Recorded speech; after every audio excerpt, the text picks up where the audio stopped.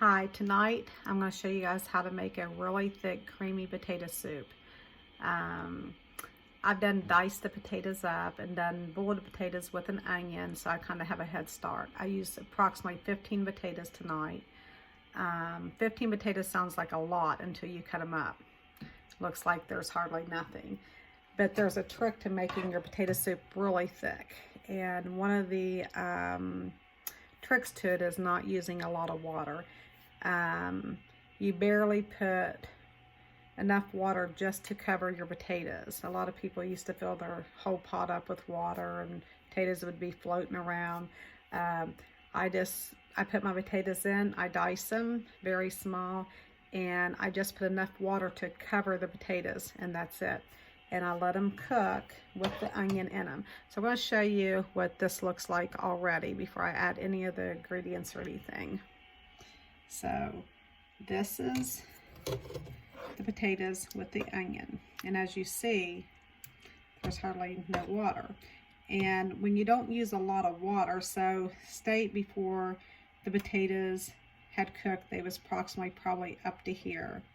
And the water was just a dab above the potatoes. So as you can see, because I didn't have a lot of water, the water and the potatoes cooking together actually made a thick broth. It almost looks like I had mixed flour or something in it, which I did not. This is water, potatoes, and onions. So my next ingredients that I'm going to go ahead and do is I will add 2 cans now of cream of celery soup into this. And I'll get this in here, kind of show you as I'm going. This is my first time doing this on here, so just have patience with me. I told somebody, I said I'll probably get tickled and start laughing. So you add 2 cans of cream of celery soup. You can use any brand you want.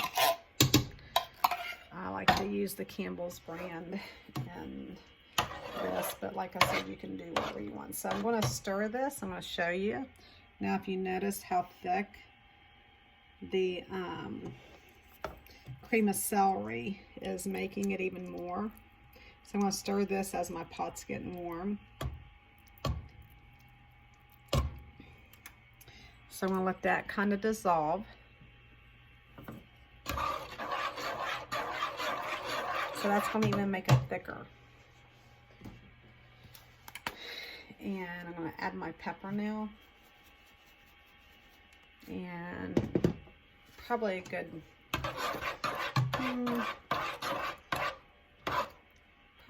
teaspoon of pepper, whatever you like. Now, I have a block of cheese.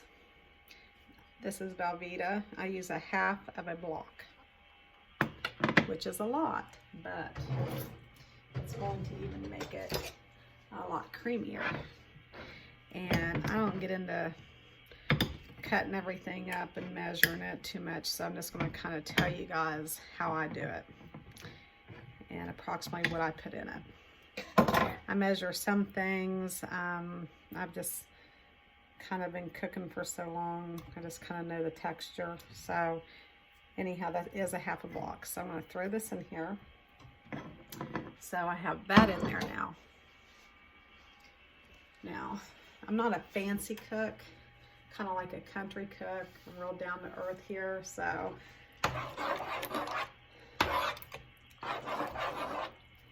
actually today I thought I was going to have a panic attack just thinking about doing this. I don't know if any of you guys ever had a panic attack before, but I have. So, okay. Just getting in front of people and afraid you're going to make a mistake or say something wrong. So, but anyhow, I'm just going to be me and kind of get with this. So I'm stirring my Velveeta into, as we have now, is the potatoes. The onion, which potatoes and onion already cooked prior. And like I said, you only want to put enough water in your potatoes and onions when they are boiling just that barely covers the potatoes. And when I say barely, I'm talking about just like a layer over your potatoes. And onion. And always cook your onion in with the potatoes. I use approximately 15 potatoes. When I make like chili and stuff like this is something I'll eat on for about 3 days. So, and it usually, honestly, a lot of times it don't even last 3 days. And it's good if you're married and your husband goes to work or something, you can put it in a bowl. And if they got a microwave or something, they can heat it up.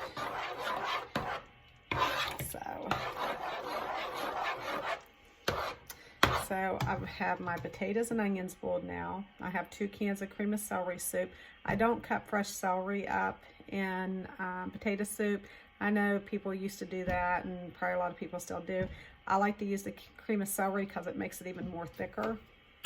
So you're adding more of a thickness. And by not using a lot of water, your potatoes cooking in the water will actually kind of make a thick broth. So I got that going on. And something I like to do as this is melting is I like to buy loaf bread from the delis. You can get it for like $1 or something. I like to heat it. Actually, I forgot my loaf bread tonight, but I like to heat it up with my potato soup, and I like to dip. I just tear off a big chunk and I dip it into my potato soup. It's really good like that. And by the way, I don't even know if I told my name. My name's Tina. So, so anyhow, like I said, this is my first one doing it on here anyhow. So now I'm going to add me a can of peas. And I like to add vegetables, different kinds of vegetables into my potato soup. Makes it colorful, and I've never had a problem having a kid not eating this because how cheesy it is and stuff. And so you're getting some extra vegetables down, plus it's really good. I recommend broccoli, peas, or carrots. And every once in a while, if I have some broccoli and I need to get rid of it, I'll boil it. And at the end, just throw it into my potato soup. And one day I'll come on here and actually show you guys how to make a really thick, creamy broccoli soup. It's really good.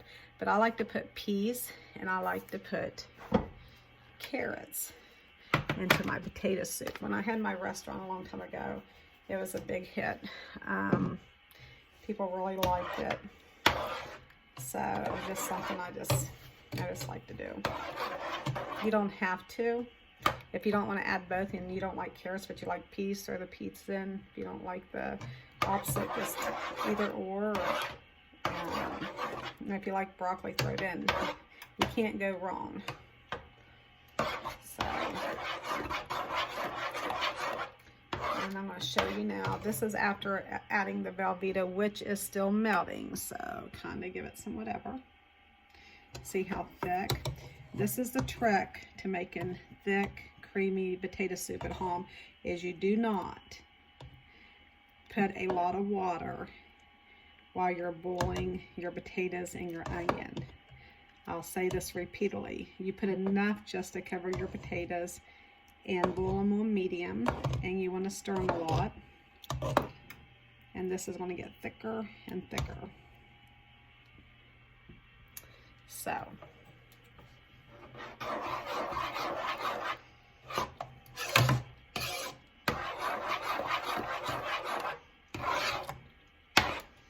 that's smelling really good. So and you drain your water off of your peas or any vegetables that you put in.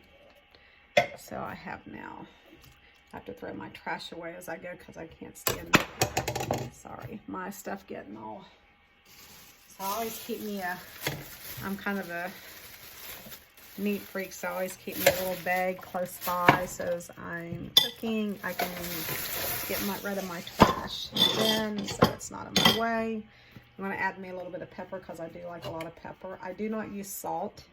That's optional. You can use salt if you want to. To me, time you get the salt off of the canned vegetables, there's salt in the cheese, all that. So I just use pepper. And I would actually try it first before you added salt. So now what really makes this really, really, really good is that if you make this and you're at a deli, they have the loaf bread. You can usually get it for $1, $1.50. It's about like this. I heat that. I just barely warm it. And when I put this in a bowl to eat it, I rip me off a piece of that and I dip it down in here, and it is so good. But otherwise, you can use crackers or whatever. But try the bread.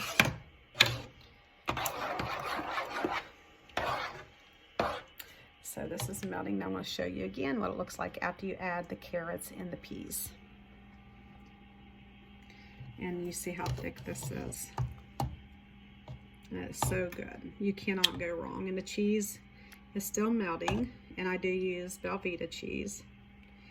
And every once in a while, if I have it on hand, which I didn't deny, I will even recommend to put you some sour cream. And that's optional too.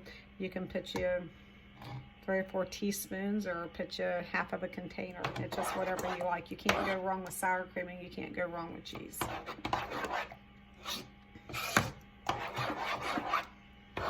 So, this is melting like so good.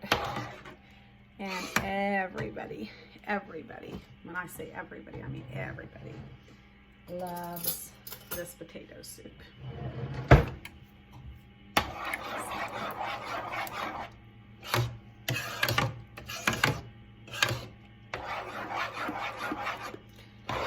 Continue to stir it, and after the potatoes gets done, as I'm adding the cheese and stuff, I have my thing heat on between 3 and 4. When I cook my potatoes and boil them, I have it on like medium heat, and like I said, you want to constantly stir them because where you don't use a lot of water and it's barely covering, like I said, you just want a layer over the potatoes.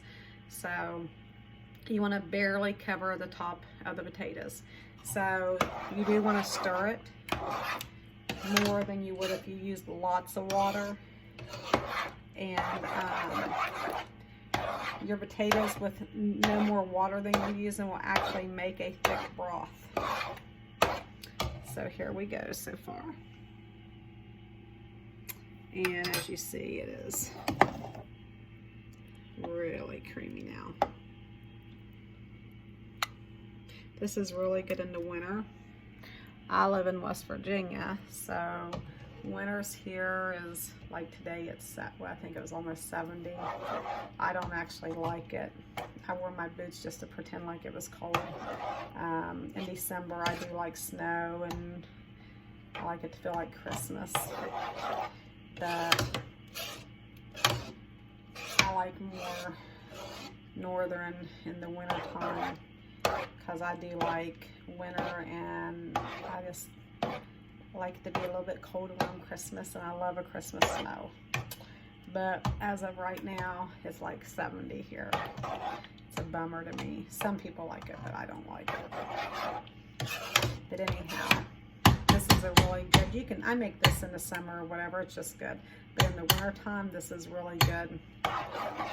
And I make a cream of broccoli soup. It's really thick, and I'll show you guys that also eventually. I gotta get me a bowl. I'll be right back.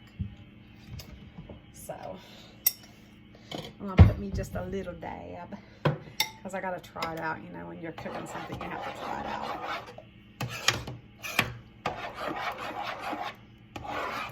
I don't care what I make, I always have to have a little sample. So everything is melted now. And I'm going to show you how thick and nice that is. And I promise you, you will really enjoy this.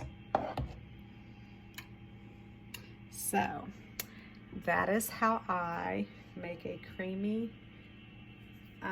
thick, cheesy potato soup. So, try it out. And if you'd like, I'm going to be back on here making some other stuff. I bake a lot. I make everything from scratch, clear down to homemade chicken and dumplings and everything.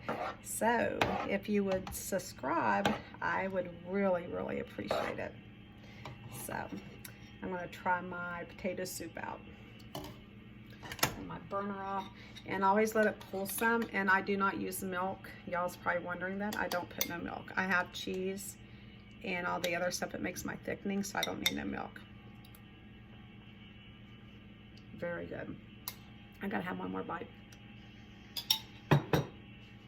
So there you go. I'm gonna tell you what I put in this, and you see the pot. It's not a real high pot. So I diced up 15 potatoes. I diced up a medium onion. And when I say diced up potatoes, they were very little. If you have a potato, something you can cut your potatoes with or whatever, comes in handy. I cooked my potatoes, my onion together. I barely put enough water to cover the top of the potatoes. That's what you want to do. You never want to use a lot of water in potato soup if you want it thick and creamy. As it's cooking, your potatoes with your water will make its own broth. It'll make a thickening before you add anything. And then I add a whole half a block, and you want to buy the big block, not the small block of Velveeta. So you put a half a block. Sometimes I just throw the whole block in. I cut it up tonight because I was on here, but if I wasn't on here, I'd just throw the whole block in and it would melt it the same way. I put a can of peas, a can of carrots. You want to drain that, and I put 2 cans of cream of celery. So first you want to put your potatoes and onion, cook them with a little bit of water covering. Then you want to add your cream of celery soup, 2 cans. Then you want to add your half a block of Velveeta, and then at the very end you want to put your peas and carrots or broccoli or whatever you want to use. I put peas and carrots in it tonight. I have thrown broccoli in on this. I didn't have none tonight, so I just used the peas and carrots and pepper. I recommend not using salt until after you tasted it and tried it. Actually, it doesn't need no salt. You got plenty of salt coming from everything else. And if you go to a deli, get you a loaf of bread, warm it up, and put this in a bowl and dip it, and it is delicious. So thank you guys for watching. Have a blessed night, and I hope you get back on and watch me again. Thank you.